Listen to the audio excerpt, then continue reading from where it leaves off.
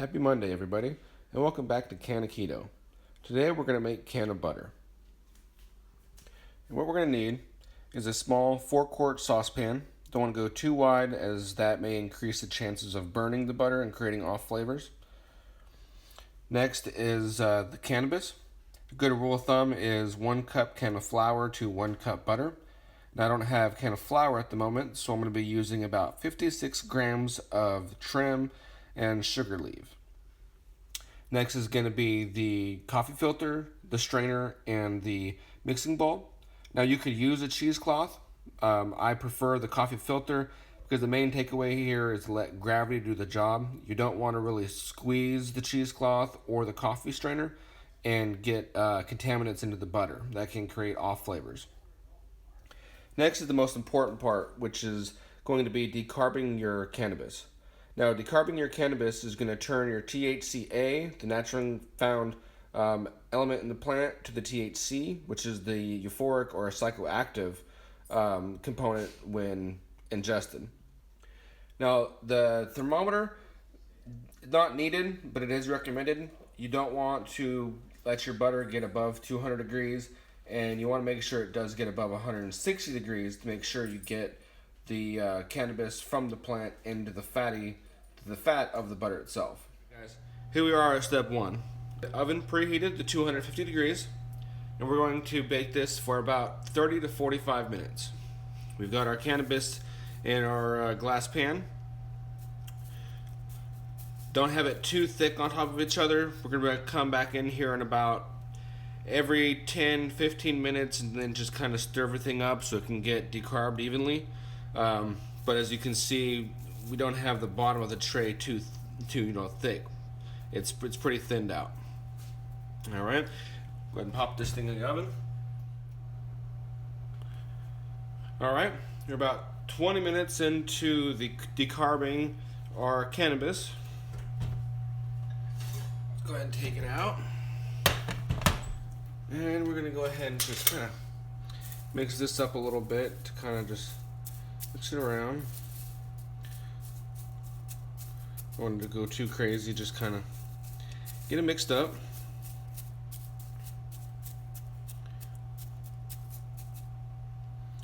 Alright, and we're going to put it back in, looks like for the last 17 minutes. And we're back. Got about 25 seconds left on the decarb. Now, one thing I was thinking about that I didn't go over with you, yes, I'm using 56 grams of shaker trim, but there necessarily really isn't a grams to cup conversion. So what I'm going to do is I'm just going to show you real quick how many cups of cannabis does 56 grams actually make.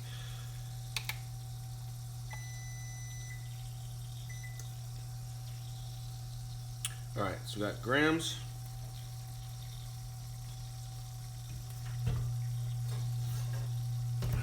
And our decarbed cannabis.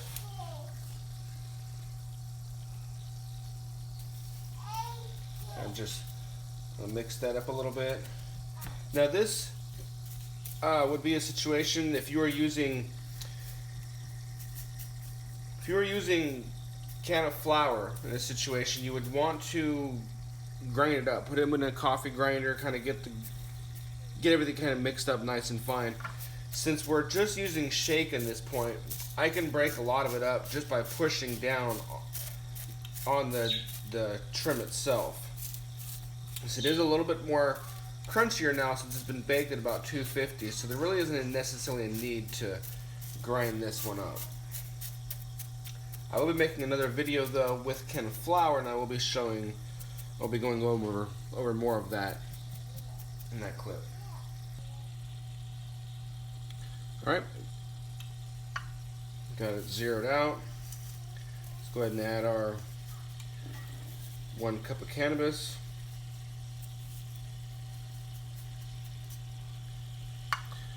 Alright, so you can see about 1 cup of cannabis is about 15 grams. Now, since this has been decarbed, it's lost a lot of its weight. So when you're going to determine how much butter you want to add to your cannabis, it's a good idea to go ahead and decarb first, so you get a more of an exact amount of how much cannabis you're actually going to be adding to the butter.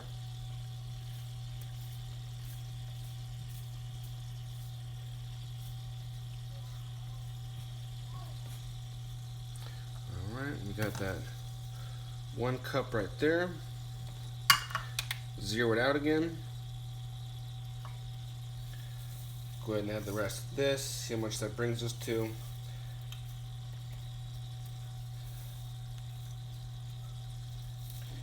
And be careful, the glass is just a little hot. And about 1.5 cups is what I thought. So we can see I started with about 56 grams of dried canna shake. I've decarbed it, brought it back out. I no longer have 56. I have 22. So as you can see, you're going to lose a lot of your weight, which is fine because a lot of that weight is the chlorophyll. We don't want the chlorophyll in our plants or in our edibles. That's what's going to give you that off flavor. Alright, as you can see, I've already got the butter melted. It's set to about 190 right now. But as soon as I add the shake, it is going to go ahead and cool itself down. So it's a good idea just to go ahead and start a little bit higher.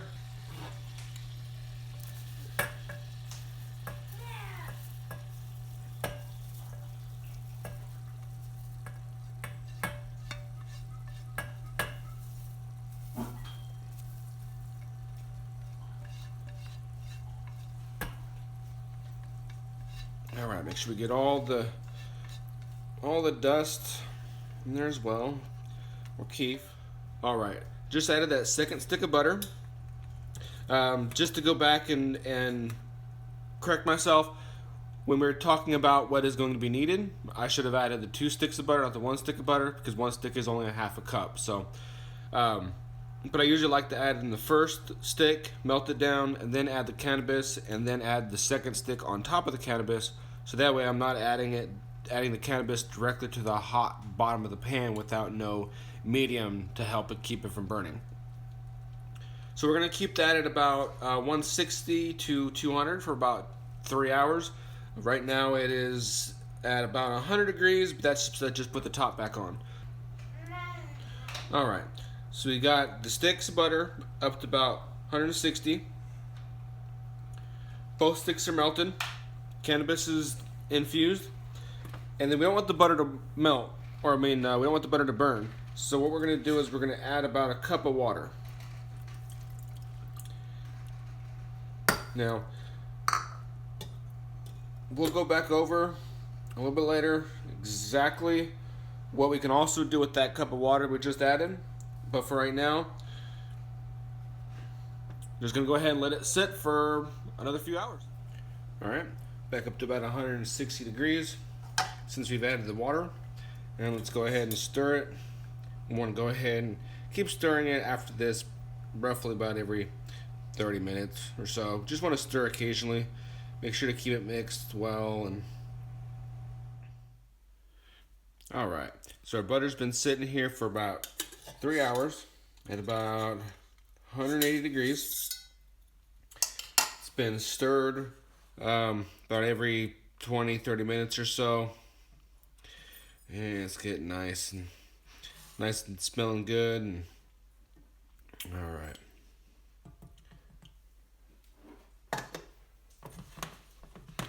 so what I do next is we just want to go ahead and take, while it's still warm. Now if you're using a cheesecloth, this is where you might want to go ahead and wait a little bit until it gets cooled down to the point where you can actually grab it with your hands.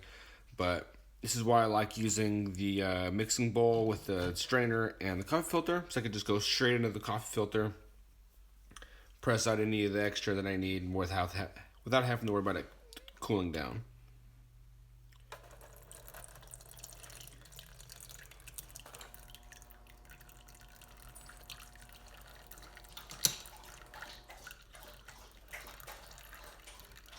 And pour nice and slow. You don't want to splash, make any mess. Also, if you have a little bit extra, you don't want it to end up going over the coffee filter. Then you end up getting some contaminant in with the butter that you don't want contaminants in. So Nice to just keep it nice and slow. And you can hear gravity doing its job. Like that. Alright.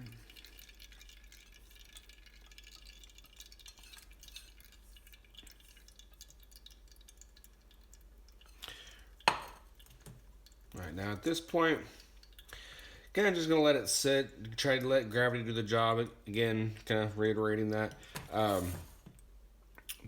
But as the butter gets more down toward the bottom, I will actually start pushing on it a little bit with this cup to try to get a little bit extra out. But because I have a little bit of a pool of butter going right now, I'm going to let that sit, let it do its thing, and I'll be back in a little bit. Here we have the leftover butter. After letting this sit for about 15-20 minutes and mashing it down slightly with this potato masher. Remember, don't go too hard. Even though we have the strainer on the bottom and it helps create an extra little backbone, you don't want to get any of the small contaminants that can ultimately end up changing the flavor of the butter and giving you more of the plant material flavor.